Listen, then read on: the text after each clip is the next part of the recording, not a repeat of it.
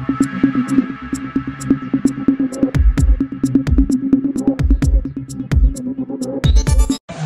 बसली.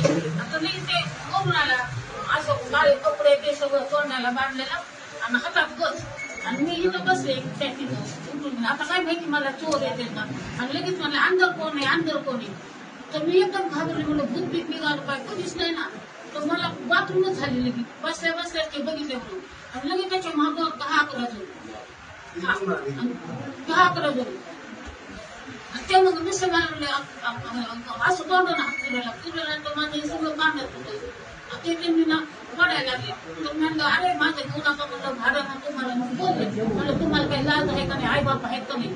तर त्यांनी ना लगेच दुसरी ना काठी टाकली माझ्या ह्याच्यात मी करून द्यायला मी हळू केलं खाली वाकले ना मग ह्यांना मारायला ह्यांना तुमच्याजवळ पैसे आहेत ना.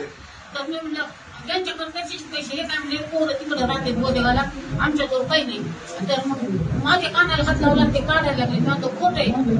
मी एक हाताने काढली नाही मी त्याच्या हाताने हिसका दिला आणि परत तो काढायला लागला ना मी त्याला असं ढकललं त्या माणसाला ढकललं बाजूला बसल्या बसल्या सगळ्यांनी गरबा घातलेला आणि नंतर त्यांनी कानातले काढून घेतले आणि ते खालचे झुबे होते आणि ते काढले खरे मोतीचेच होते खरे आणि ते परत हितायचं निघाना ना वडायला लागलं मी आडायला लागले परत त्यांनी चिकट दिलं.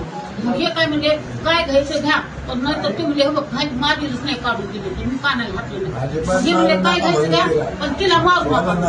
आणि मग माझी पोत होती डोळ्याची वरची ती पोत पण तुरली ती पोत तुरली कानातलं सगळं काढलं हे निघाना ना एक बाहेर गेला एक दोन त्यांनी काढली आणि काही पोटचं कापल्या गेले रात्री पटरी लावली आम्ही आणि हे काही तिथे